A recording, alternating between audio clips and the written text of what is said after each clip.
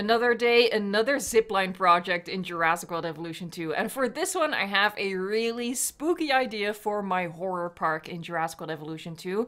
So I'm glad I didn't finish that park quite yet. I'm just getting rid of that viewing tower over there that I placed previously, because obviously we need to have a zipline adventure in our horror park. Hello everyone, thank you so much for checking out this video. And yes, in case you missed it, somehow we did indeed get zip lines added to the game for free yesterday because it was Jurassic World Evolution 2's anniversary. It's 1 year anniversary, and Frontier was kind enough to give us a gift.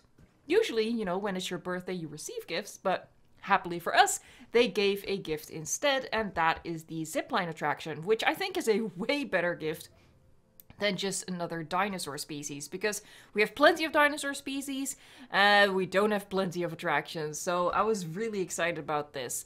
So here you go, I'm placing the zip lines in my swamp, or what will be the swamp in my Jekyll and Hyde park, and there's like this little teeny tiny section at the back of the exhibit that is now only reachable, only accessible via the zip line. So one of them goes in and the other zip line goes out, and of course, you know, they cross over the swamp to see the Spinosaurus, Suchomimus, and Baryonyx that will go in there. And not totally sold yet on what I'm gonna do with like that little separate area. I put a shop in there later on in the video, but I might make it a way to cross over to the other side of the park. Haven't decided yet. But here I'm just using like one of my favorite things to do with the zip line, and that is to put a tour gate on a little bit of an elevation right underneath the zip line, because it gets the guests quite close to you know, the iconic gate. They pretty much zip line between the two extended pillars on either side. So, you know, in combination with the flames, I just felt like that was a really cool effect for our horror park. But that's not really the concept that we're going for this particular zipline. I did a video yesterday with like 10 ideas to incorporate the zipline into your park a little bit more creatively than just having it fly over an exhibit, right? Because that's like the base idea. I gave like 10 little twists to put on it to make it even more exciting.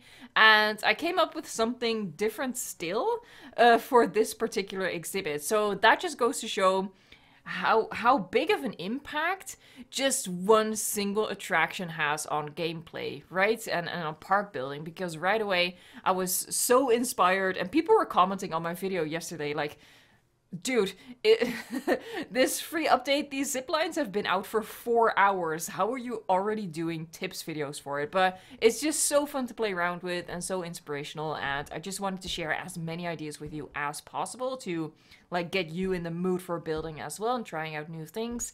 But yeah, we're gonna do like an 11th thing over here, which is really fitting for the horror park. But first, of course, I need to actually make the swamp. This is pretty much how I always make a swamp, which is, you know, some random bits of water. The biosyn trees, I think, work really well because I have that spooky kind of primordial look to them. And then I use the herbivore vegetation, like the herbivore food vegetation that generates all of these fallen logs and stuff. And of course the ferns that we have on the Biosyn Sanctuary map. I feel like a combination of those foliage types do an okay enough job to simulate a swamp in our parks. And I've decided to like place some random bits of illumination and hiding them behind the trees, just so when you come flying through, you have a better look into the exhibit and you get some interesting, you know, shadow play, stuff like that. So that's the basic idea of the exhibit, right? But here we go. You can already see what I'm going for here. We're going to be adding power lines to this exhibit. Now, it's all an attraction, so it's fake power lines. It's not actually dangerous. There's no actual threat here, but it's just it's a little creepy, right? It's a little creepy to at least think you're like flying very close to these power lines. So that's why I'm running them through the exhibit right by the zip lines. And the idea was sort of brought to mind because in like the previous episode for this park building series, I created like little dam, right? So the elevated lagoon for the Therizinosaurus exhibit had some water coming out of it, so that was like a dam kind of effect, which generated energy. So I was in that frame of mind, I guess. And that's how the idea for adding the power lines sort of sparked for this swamp exhibit. So I think that's a pretty cool idea and something that you can incorporate as well. And of course you can check out my 10 tips video for the zip lines as well. So it's a really simple idea. I'm already done adding the zip lines, but I wanted to add a power station as well. Now initially, as you can see, I placed the Jurassic World power station, but it just looks too polished. It looks too nice, I guess, to I don't know. It just looks too neat for this side of the park. I wanted something a little bit spookier, and for me, the Jurassic Park power stations really do the trick with all of that exposed piping, which reminds me of the worker village in the Lost World Jurassic Park. So that's why I replaced the power station with that one. Just feel like it's a much better look. And we have like this little like path cross walk or something going around it. We have a quote-unquote bridge going back to the happy side of the park. All sorts of fun stuff. Yeah, I'm super, super excited about this free gift. It's interesting to think about what it's going to mean for future DLCs, right? Because when, through data mining, they discovered the word zipline in the game files in the previous update. And when that was discovered, a lot of people were convinced that this meant a bigger Camp Cretaceous DLC coming up with the zipline, possibly more attractions, and the missing dinosaurs. And I also tossed out that possibility because it just seemed very logical, right? But now they've given us the zipline, non-Camp Cretaceous branded, in a free update, so that's out of the way. So what I think that means, and you can look at it two ways. You can say, I think unfortunately, or I think fortunately. That means we aren't getting a big Camp Cretaceous DLC, in my opinion, at least.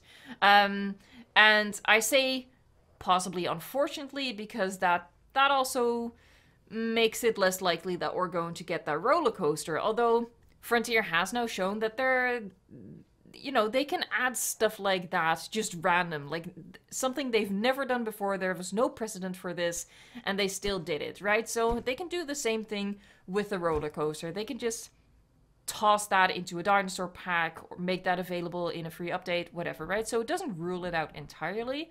But I do think that the fact that we got something so iconic from Camp Cretaceous, again, it's not modeled like the Camp Cretaceous zipline, but obviously it is the attraction from it. It functions the same way, right? The fact that we got that out of the way, to me, suggests that there isn't a big Camp Cretaceous DLC coming. But considering that we are still missing species from Camp Cretaceous, especially with the upcoming Hidden Adventures interactive episode coming up, which is next week, actually, which seems to be introducing at least one new species, I think there is still a decent chance that we are getting a small Camp Cretaceous dinosaur pack part 2. We obviously already got one of those. And then remains like my theory, right? Is that going to be the one thing that we get, or is my theory going to be correct and are we going to get something else as well? AKA the Malta DLC. Oh, by the way, people were commenting in my previous video, oh, you can just switch off the buildings and then the lights go off, because I was saying, right, I wanted the lights to be off, and people were like, you could do that, just deactivate the building. And I thought, kudos, thank you. But the buildings in that exhibit are control buildings, and you cannot deactivate those, unfortunately. Or maybe because, you know, they're, I don't know, the second, because they're not like the functional control building, maybe that's why you can't deactivate them. Whatever, there was no feature to deactivate them. So I appreciate the suggestion, I appreciate the help. I honestly, legitimately forgot that you can just deactivate buildings and that turns off the lights. I thought it just had no effect whatsoever. But yeah, it didn't work, unfortunately. So I'm just going around the park adding like these DFW decorations to make it not look theme park-esque, right? So cages to drop animals into the lagoon, toxic waste to drop into the lagoon. Obviously it's all fake, it's all part of the attraction, part of the atmosphere, but it was a better choice than planters with flowers. But as I'm doing that, yeah, I just want to like theorize, hypothesize a little bit more about what we can expect for like future content, right? So I don't see a full story complete with attractions Camp Cretaceous DLC coming. I think if we are getting something, it's gonna be the species, the missing species, but that alone is pretty cool. But I'm just hoping for that Malta DLC to become a reality at some point. I really feel like we need it. We need it. And there's so many dinosaurs from that movie that we still need. And not just dinosaurs, but also plesiosaurs, obviously. Maybe I should stop this ramble. This has been completely pointless, but whatever. But yeah, I think it's absolutely amazing that Frontier added just an attraction for free. I would never have guessed them to do that, again, because there's no precedent for that, and I'm always like trying to logically think my way through stuff, and if they've never done something before, then I'm assuming they're not gonna do that, and they just like pulled the rug right from under me, and they did something completely new, and I really appreciate it, because as I said, I think the game needs attractions more than it needs dinosaurs. Dinosaurs are awesome, more dinosaurs are always welcome, but for this instance, I think an attraction instead of dinosaurs was definitely the way to go, and I think they're just so cool, and like I said, you can do so many cool things with it, and we've only had them for like a day at this point, right? So just imagine that down the line, you're gonna be cooking up even more fun stuff to do with them. So talking about the park building for a little bit, I started placing these fountains over here. I just struggled with filling in the empty space in this park. You know, there's only so many cages and toxic liquid containers that you can place all the way around. So I decided, you know what, let's just do a curved wall of these water fountains. And then we're going to recolor them to make them look just a little bit more spooky. It's different from what I've done elsewhere in this part of the park, but I think it worked out pretty cool. So of course I'm going to be changing them to green, because I feel like then it just looks like instead of water, it is toxic green goo, liquid, danger, you know, whatever, something like that. So that's why I went with that, and I feel like it's a pretty decent fit in the park. And here I'm just like sort of making it look less perfect and less maintained and well kept by putting some trees in front of it. And I think overall it does its job. I think it looks pretty cool. Alright, so now we're back at the swamp, and I'm just lining that side over there with invisible fencing to actually complete the exhibit so it contains our dinosaurs. And then we are ready to add those dinosaurs to it. But I'm going to do that later, apparently. I thought we are for sure flying over to create dinosaurs. No, I was just like having a little tour through my park, just happy with how it's turning out. But yeah, like I said earlier, I'm just going to place a shop here for now. And it's going to be like, you know, it's a special shop. You can only reach this shop if you are brave enough to take the zipline attraction. So, you know, you can buy like only special figures here. I was trying to find how you change it. There you go, to shopping. So there, now it's a shop. And yeah, I just imagined that it is, it sells unique toys, basically. So you can prove that you did this crazy, dangerous, adventurous zipline ride, right? So I do like the idea of this being completely isolated and self-contained and no other way to reach it.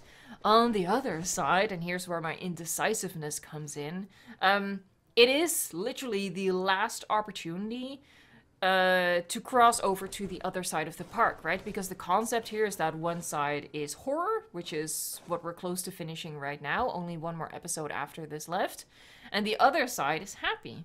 And this, with where it is located, this little section, it's touching the happy side. That sounds like a euphemism for something sexual.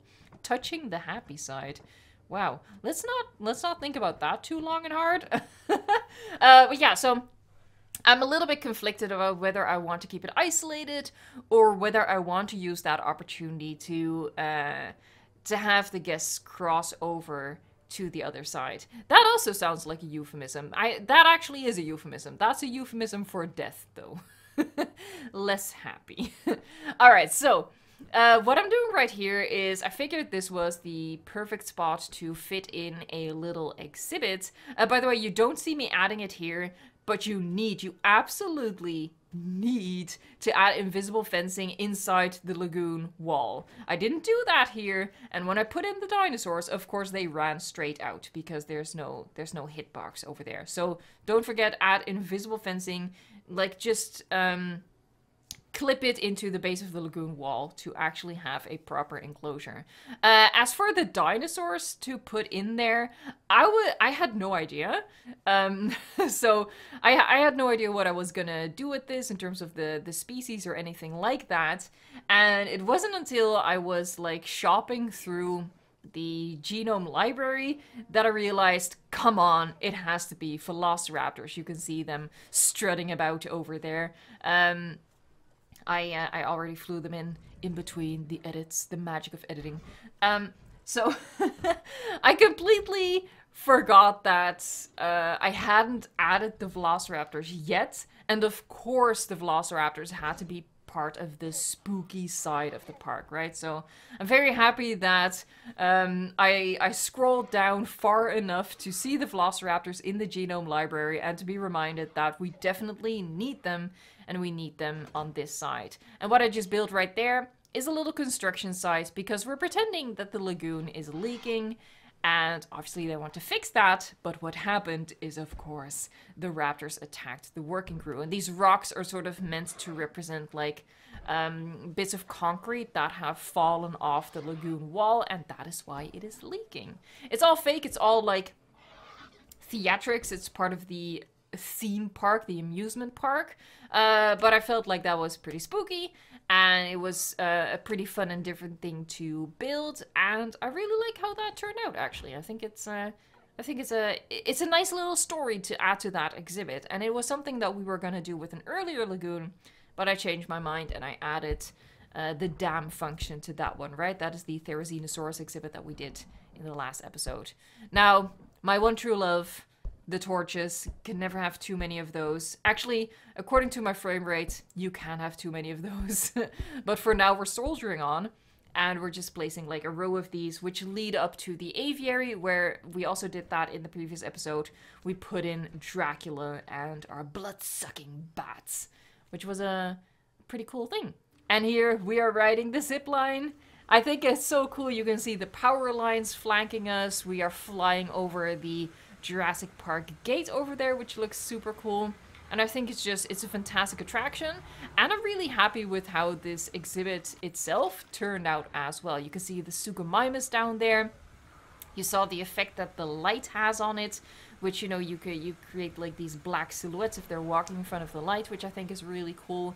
And it's just a pretty neat exhibit. We are actually reaching the end of our horror park build, or half horror park build, as we are visiting the Spinosaurus. I'm just gonna give you like a little preview of what's to come in the final episode, and that is of course the hybrids. I've said during this entire building series so far that the hybrids are the finale. You know, they're the ultimate spooky dinosaurs.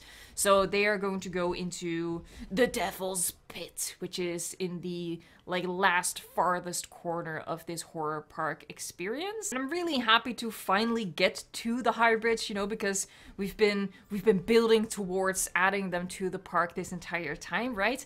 But I'm a little bit torn, I have to admit. On one side, I'm sad that this part of the park is ending, the horror part of the park, because as I said in the previous episode, there's way more that I wanted to do with this, but half of Biosyn Sanctuary just wasn't enough space for everything I wanted to do. So on one hand, a little bit sad about that, but on the other hand, I'm also excited to finally move over to the happy side of the park, the polished professional side of the park, because that's really going to make the contrast between the two sides all the more apparent. So I'm excited to be sharing that with you shortly. All right, I want to thank you so much for watching, liking, subscribing, and until next time, enjoy the game.